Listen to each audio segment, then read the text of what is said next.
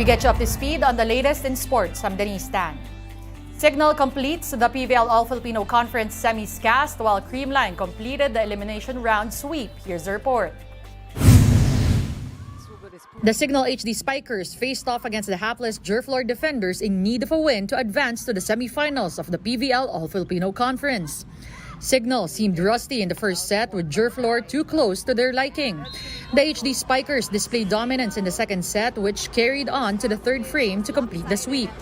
Final 25-22, 25-11, and 25-10.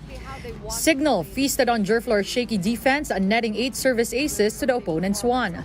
That win qualified Signal for the fourth and last semifinal spot this conference.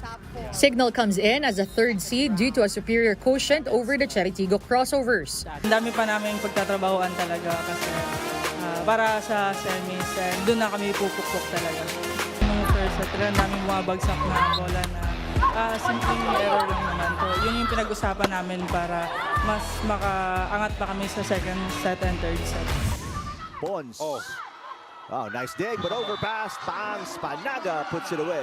Speaking of sweeps, the Creamline Cool Smashers completed a perfect run in the elimination round after trouncing the Galleries Tower High-Risers.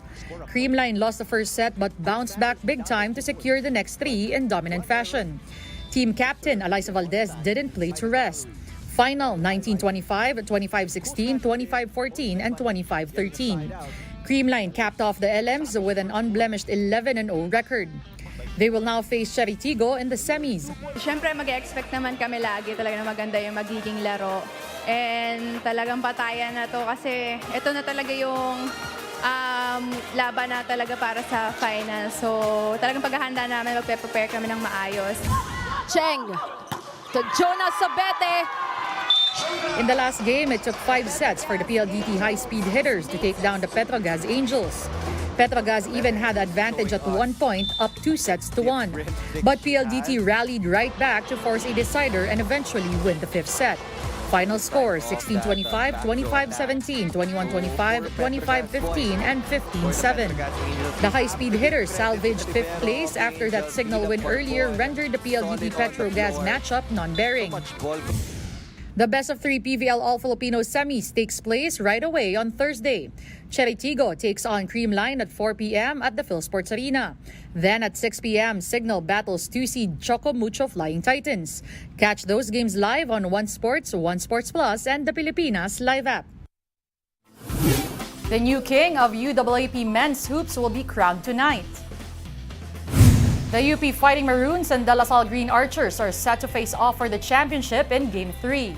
The Maroons drew first blood via 30-point beating of La Salle 97-67, but the Archers came right back and mustered a dominant win of their own in Game 2, 82-60. This is the third time in as many years that the finals will go to a deciding Game 3. La Salle is eyeing its first title since season 79, while UP looks to get back the title it lost a season ago. Tip-off is at 6 in the evening at the Smart Araneta Coliseum. You can also catch the games on One Sports and the Pilipinas Live app. In billiards, the Amit Cup is seen to have a bigger field when the fourth and last leg of Season 2 kicks off early next year. Two-time world 10-ball champ Rubilin Amit said the number of participants could reach 100 based on the success of Leg 3. That's a huge growth from just 24 participants at the beginning of the tournament. Charis Santos was hailed champion of the advanced division while Shane Moncal ruled the intermediate series. Leg 4 is set by the end of January and early February before the grand finals later. Cash prizes and cue sticks await winners. The number 1 player in the rankings at the advanced level will also earn a trip to Japan for a chance to rep the country in a competition. The Amit Cup is the brainchild of world-class pool player Rubilin and is aimed at promoting the sport among female athletes. We're taking a timeout. The game on One News Now will return after a quick break. Stay tuned.